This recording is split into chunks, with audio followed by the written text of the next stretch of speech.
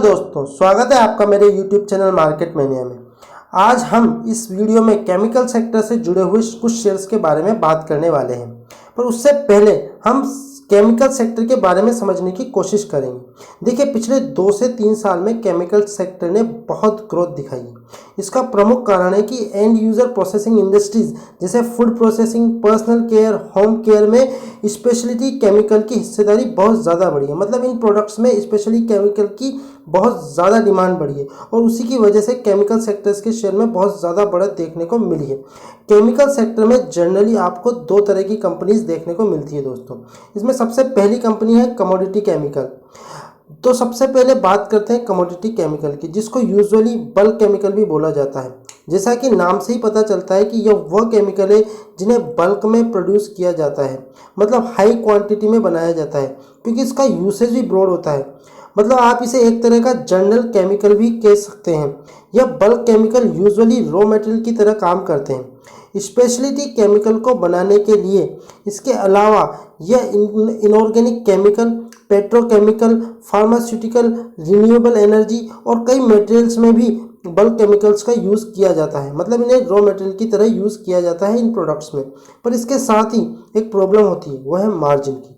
चूँकि यह common chemical होते हैं और इन्हें आसानी से किसी भी केमिकल कंपनी से लिया जा सकता है और इन्हें बड़ी आसानी से बनाया जा सकता है, इसलिए यह लो मार्जिन पर ट्रेड करते हैं।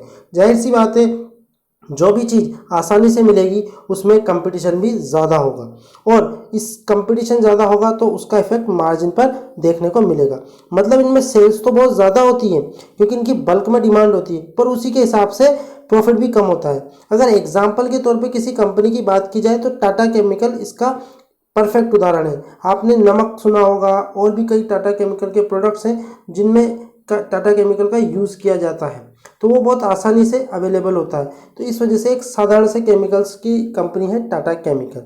चलिए अब बात करते हैं दूसरे टाइप के केमिकल की, वो होते हैं स्पेशलिटी केमिकल। तो speciality chemical generally low volume business होता है क्योंकि इन केमिकल्स को केवल कुछ सेलेक्टेड कंपनीज ही परचेज करती हैं और इन्हें कुछ सेलेक्टेड निश सेगमेंट में ही बेचा जाता है। लेकिन इनमें मार्जिन बहुत ज़्यादा होता है क्योंकि ये जो भी स्पेशलिटी केमिकल प्रोड्यूस करते हैं उनका बायर इतनी आसानी से स्विच नहीं कर सकता क्योंकि वो हाईली डिपेंडेंट होता है इन कंपनीज पर और ये कंपनीज उसका भरपूर फ़ायदा उठाकर अच्छा खासा मोटा मुनाफा कमाती है। इसी वजह से कमोडिटी केमिकल वाली कंपनीज के मुकाबले स्पेशलिटी केमिकल वाली कंपनीज के शेयर्स में ज़्यादा ग्रोथ देखने को मिलेगी आपको। आप चाहें तो कंपनीज का एनालिसिस भी कर सकते हैं। चलिए यहाँ पर भी हम किसी कंपनी के बारे में बात करते हैं, स्पेशलिटी केमिकल वाली कंपनीज के बारे में। तो सबसे पहले हम बात करेंगे नवीन फ्लोरिन इंटरनेशनल लिमिटेड की। यह कंपनी मुख्य तौर पर refrigeration gases, inorganic fluorides, speciality organofluorides and research and development में काम करती है।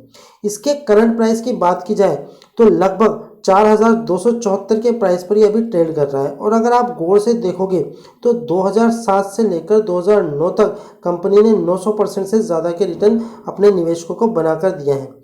2019 से लेकर आज तक महज अगर 3 सालों की बात की जाए तो कंपनी ने 567% का प्रॉफिट अपने निवेशकों को बनाकर दिया है। और अगर लाइफ टाइम की बात करें तो इन्होंने 2007 से लेकर आज तक कंपनी ने कुल 6,500% का रिटर्न अपने निवेशकों को बनाकर दिया है। पर अगर लास्ट 1 ईयर की बात की जाए तो इन्होंने महज 6% का रिटर्न अपने निवेशकों को बनाकर दिया है। मतलब आप समझ सकते हैं कि अगर शॉर्ट टर्म के लिए आप एक निवेशक हैं तो आपको ज़्यादा प्रॉफिट इन कंपनीज से नहीं मिलने वाला, पर अगर आप लॉन्ग टर्म के निवेशक हैं और लॉन्ग टर्म तक अपनी होल्डिंग्स रखने में सक्षम हैं तो आप इनसे काफ़ी मल्टीबैगर रिटर्न्स बनाकर ले सकते हैं। चलिए अब एक और ऐसी कंपनी की बात करते हैं, इसका नाम है दीपक नाइट्रेट। दीपक नाइट्रेट ने लास्ट 1 ईयर की परफॉर्मेंस देखे तो ये -14% के रिटर्न अपने निवेशकों को दे चुका है। अभी देखने पर तो ये स्टॉक काफ़ी ख़राब लग रहा है, पर अगर पिछले 5 सालों का रिटर्न देखें तो ये अपने निवेशकों को 1000% का रिटर्न बनाकर दे चुका है। मतलब 1000% का रिटर्न, 200% पर एनम का रिटर्न ये अपने निवेशकों को बनाकर दे चुका है। चलिए बात करते हैं इसके लिस्टिंग से। तो अक्टूबर 2000 में ये 17 रुपये के आसपास ट्रेड हुआ करता था और आज तक ये अपने निवेशकों को कुल अगर बात की जाए तो 11,000% के रिटर्न तक दे चुका है। मतलब अगर पर एनम निकाला जाए ना दोस्तों, मतलब टोटल 2010 से लेकर अभी तक 12 साल हो चुके हैं और इसने 11,000% का रिटर्न अपने निवेशकों को बनाकर दे चुका है। अगर अपन 11,000% को 12 सालों से डिवाइड करें तो पर एनम जो निकल कर आता है वो 900% का रिटर्न पर एनम निकल कर आता है। मतलब ये एवरेज अगर 2010 से इस कंपनी में बने हुए थे तो आपको ये आज तक तो 900% का रिटर्न पर एनम एवरेज बनाकर दे चुका होता। ठीक है, अब आपके मन में एक अगला डाउट होगा कि ठीक है, तो हिस्ट्री हो गई, ये तो कोई भी चार्ट देखकर कोई भी बता सकता है कि ये इतना हो गया, ये इतना हो गया। ये बताओ कि आगे ये फ्यूचर में ग्रोथ कर सकता है कि नहीं? क्या आगे भी ये 900% बनाकर देगा? क्या ये स्टॉक इतना ही पैसा कमाकर अपने निवेशकों को दे सकता है? क्या इसकी कोई गारंटी है?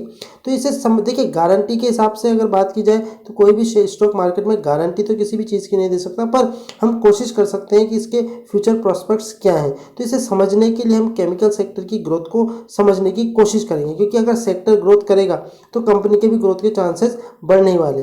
अगर IBEF के डाटा की माने तो केमिकल की एक्सपेक्टेड ग्रोथ 18 से 23% होने के चांसेस हैं इस फाइनेंशियल ईयर 2022 में। मतलब केमिकल सेक्टर की एक्सपेक्टेड ग्रोथ 18 से 23% हो सकती है, ऐसा अनुमान लगाया गया है।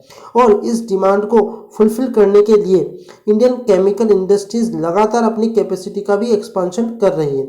इसके साथ ही दुनिया की कंपनीज भी अपनी रिस्क को कम करने के लिए, चाइना पर डिपेंडेंसी कम करने के लिए और चाइना के अल्टरनेटिव की तलाश कर रही है, क्योंकि चाइना ने अपने केमिकल कंपनीज पर पोल्यूशन के चलते नियम और भी सख्त कर दिए हैं। उन्होंने अपनी केमिकल कंपनीज को सपोर्ट करना भी बंद कर दिया है, जिसका सीधा सीधा फायदा इंडियन कंपनीज को मिलते हुए देखने को मिल रहा है और आगे भी मिलने ही वाला है। वहीं इसके उलट Indian government Indian chemical industries को प्रमोट कर रही है, सपोर्ट कर रही है और उसके लिए PLI स्कीम्स भी ला रही है। और अगर बजट 2022 और 23 की बात की जाए तो गवर्नमेंट ने department of chemical and petrochemical को 209 करोड़ रुपए अलोकेट करके ये बता दिया कि गवर्नमेंट इस सेक्टर पर कितना ज़्यादा फोकस कर रही है। वहीं बात करें FDI की तो वो भी इस सेक्टर को लेकर काफ़ी बुलिश है।